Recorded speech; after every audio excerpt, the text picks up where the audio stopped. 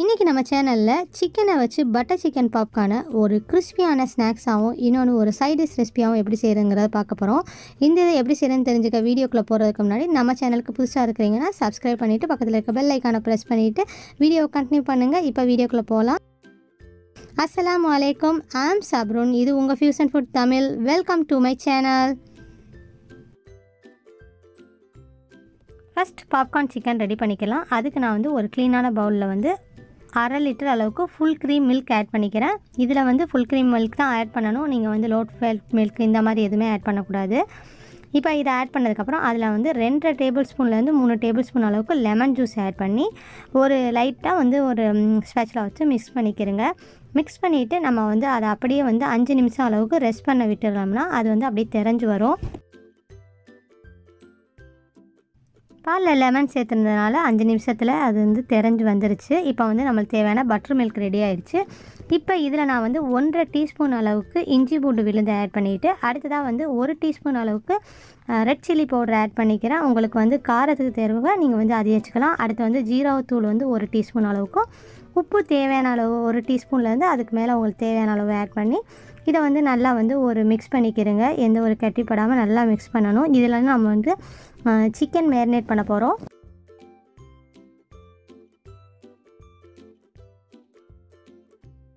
இந்த பட்டர் மில்கில் நம்ம boneless chicken ஒரு 1/2 கிலோ நான் சின்ன சின்ன பீசஸாக கட் பண்ணி எடுத்துருக்கிறேன். அதை ஆட் பண்ணி ஒரு 1/2 மணி நேரம் அளவுக்கு நல்லா மேரினேட் பண்ண விட்டுருங்க. 1/2 மணி நேரத்துக்கு மேலே நீங்கள் வைக்கிறதா இருந்தால் ஃப்ரிட்ஜில் வச்சு ஓவர் நைட் கூட நீங்கள் நல்லா அதுவே மேரினேட் பண்ண விட்டுடலாம்.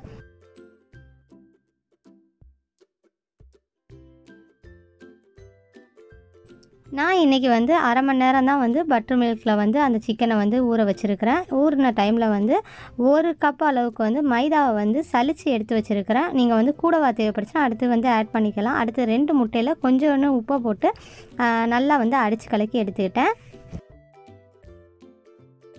இப்போ பாப்கார்ன் சிக்கன் செய்கிறதுக்கு நம்ம இந்த பட்டர் மில்கில் ஊறுற கோழி பீசஸ்களெல்லாம் எடுத்து மைதாவில் போட்டு நல்லா ஒரு கோட் கொடுத்துக்கிறோங்க. ஃபஸ்ட்டு கோட் கொடுத்ததுக்கப்புறம் இதை நீங்கள் நம்ம அடித்து கலக்கி வச்சுருந்த முட்டையில் போட்டு ஒரு கோட் கொடுத்துக்கலாம். முட்டைக்கு அப்புறம் மறுபடியும் எடுத்து நான் மைதாவில் கொடுத்துறேன். ஃபோர்க் யூஸ் பண்ணால் நம்மளுக்கு கையில் ஒட்டாமல் கொஞ்சம் ஈஸியாக இருக்குங்கனால ஃபோர்க் யூஸ் பண்ணுறேன். இப்போ ஃபோர்க்கை வச்சு ஒரு கோட் கொடுத்ததுக்கப்புறம் நீங்கள் கையாலேயும் நல்லா இப்படி பிசைஞ்சு கொடுத்தீங்கன்னா அந்த மைதா மேலே கோழி மேலே நல்லா கோட்டாக இருக்கும். இதே போலவே அந்த பேலன்ஸ் இருக்கிற அந்த சிக்கன் பீசஸையும் கோட்டிங் கொடுத்து நல்லா அந்த பாப்கார்னுக்கு ரெடி பண்ணி வச்சுட்டு பேலன்ஸ் இருக்கிற அந்த பட்டர் மில்கை நீங்கள் கீழே ஊற்றிட வேணாம், தனியாக எடுத்து வச்சுருங்க. ஏன்னா நம்ம கடைசியாக சாஸ் செய்கிறதுக்கு அது தேவைப்படும்.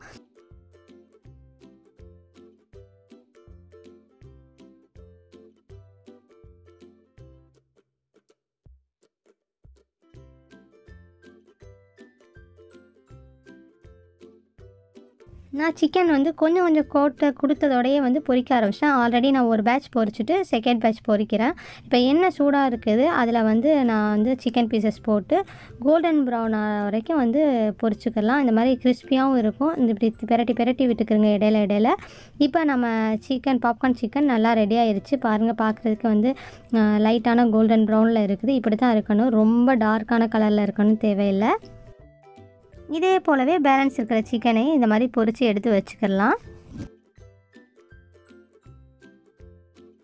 அடுத்ததாக நம்ம பட்டர் கறி சாஸ் ப்ரிப்பேர் பண்ணணும். அதுக்கு நான் ஒரு பேனை சூடு பண்ணிவிட்டு அதில் 2 டேபிள் ஸ்பூன் அளவுக்கு குக்கிங் ஆயில், நீங்கள் எந்த ஆயில் வேணாலும் யூஸ் பண்ணிக்கலாம். நல்லெண்ணெய் மட்டும் யூஸ் பண்ணாதீங்க, அது வாசனை நல்லா இருக்காது.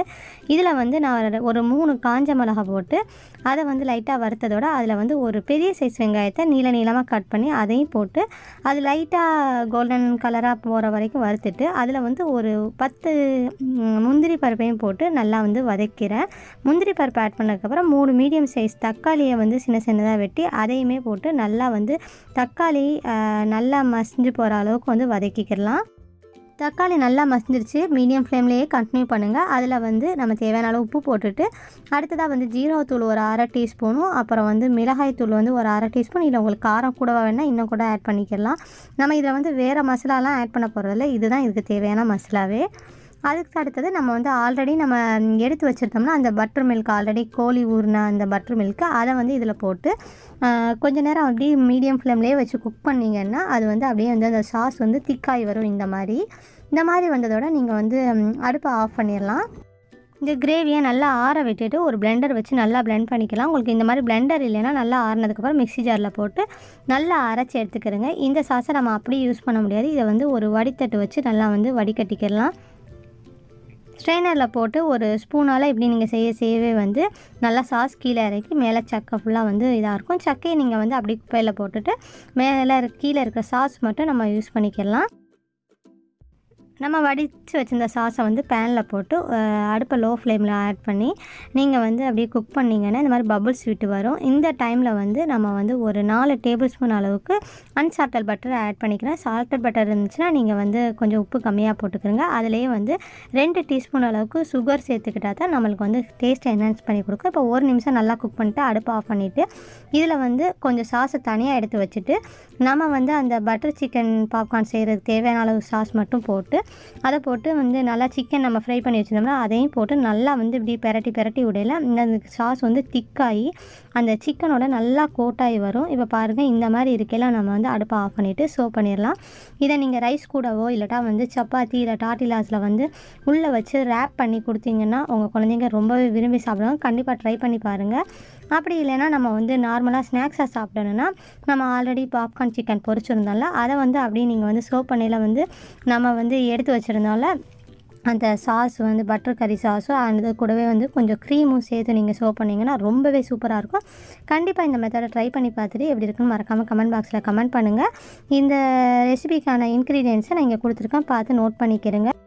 இந்த வீடியோ உங்களுக்கு பிடிச்சிருந்துச்சுன்னா லைக் பண்ணிவிட்டு உங்கள் ஃப்ரெண்ட்ஸ் அண்ட் ஃபேமிலி கூட மறக்காமல் ஷேர் பண்ணுங்கள். சப்ஸ்கிரைப் பண்ணாமல் இருந்தால் சப்ஸ்கிரைப் பண்ணிவிட்டு நம்ம சேனல் இன்ஸ்டாகிராம் அண்ட் ஃபேஸ்புக்கில் ஃபாலோ பண்ணாமல் இருந்தால் அங்கேயும் ஃபாலோ பண்ணுங்கள். தேங்க்யூ ஃபார் வாட்சிங். See you next time with another interesting video.